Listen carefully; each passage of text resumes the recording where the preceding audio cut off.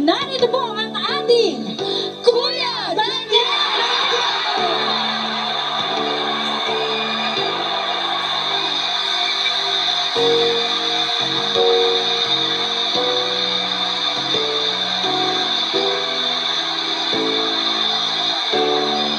Salamat sa Diyos at pagbati sa inyong lahat ng pag-ibig at kapayapaan sa lahat ng dako, mga kapatid.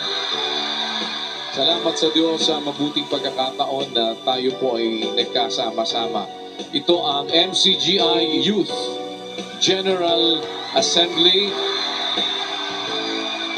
Bilang mga kabataang nakakilala ng katwiran ng Diyos, alam natin kung ano ang paggugugulan natin ng ating mga lakas, ng ating mga kabataan, ng ating mga kakayahan. Salamat sa Diyos dahil sa inyong mga murang gulang bilang mga kabataan ay nakakilala na kayo ng aral at ng katwiran ng Panginoon. Gusto ko pong samantalahin ang pagkakataong ito, no? Actually, ako po'y naatasan lang na magbigay ng munting kahilingan. Hiling ito ng kapatid na kabataan. Ito ang ating mga bibigyan. Sis Darlene! Andyan ka ba, Sis Darlene? Sis Darlene Supilanas. Halika dito, kapatid. Ito, pinapaabot pa din ng mga kapatid sa iyo.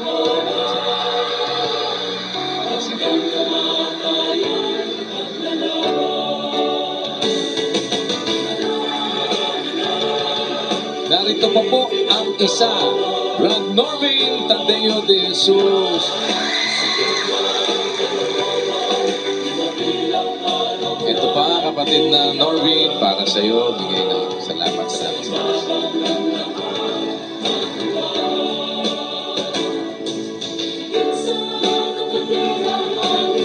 Yan. Isa pa po, mga kapatid. Sister Carlene. Sis Carlene. Salamat sa Diyos para sa iyo.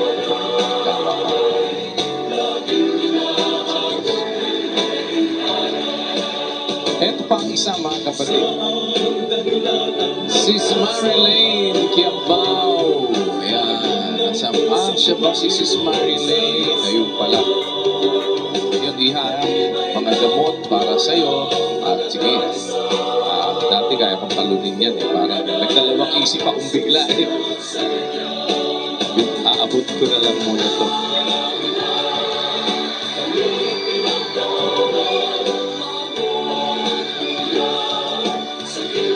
Kapatid na Marilyn, para sa'yo, iha.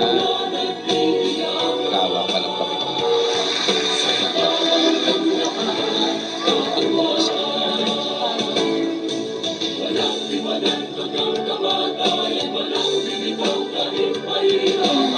Kawa ka ng Panginoon. Salamat po sa Diyos, mga kapatid, sa tulong niyo pong lahat sa akin. And kasama po ako palagi po sa panalangin ninyo. O binawa po ay transplant po. Pinapamapatulak ko sa Diyos. Kawa ka ng Diyos. Salamat sa Diyos. Huwag tayong makalimot palagi ang ating pag-asa. Ang Diyos ang sumusugal. Ang Diyos ang nagpapalagay. Kawa ka ng Diyos. Salamat po, kapatid.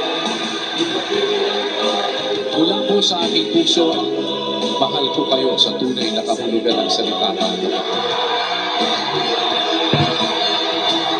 Pwede ba natin sabihin lahat yun ng sabay-sabay, mga kapatid? To God be the glory ng on top of our lungs. 1, 2, 3!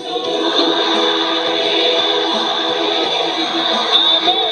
Salamat sa Diyos, mga kapatid. Salamat sa Panginoon.